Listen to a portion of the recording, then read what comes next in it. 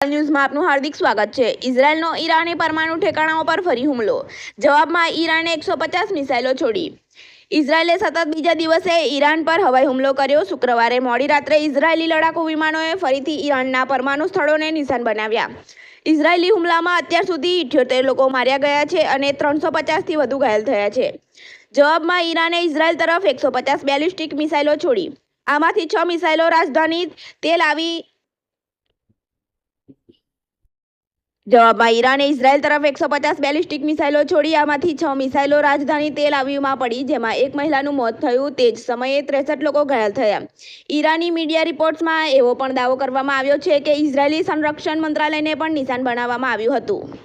Iran તરફથી હુમલાના ભયને કારણે ઇઝરાયેલી પીએમ બેન્જામિન નેતન્યાહુને સલામત સ્થળે ખસેડવામાં આવ્યા હતા। ઇઝરાયેલે એક દિવસ પહેલા શુક્રવારે સવારે 5:30 વાગ્યે ઈરાની પરમાણુ અને અનેક લશ્કરી સ્થળોને નિશાન બનાવ્યા હતા। આમાં 6 પરમાણુ વૈજ્ઞાનિકો અને 20થી વધુ લશ્કરી કમાન્ડર માર્યા ગયા હતા। આવા તત્કાલ ન્યૂઝને જોવા અને સાંભળવા અમારી ન્યૂઝ ચેનલને લાઇક, સબસ્ક્રાઇબ, શેર કરો। ધન્યવાદ।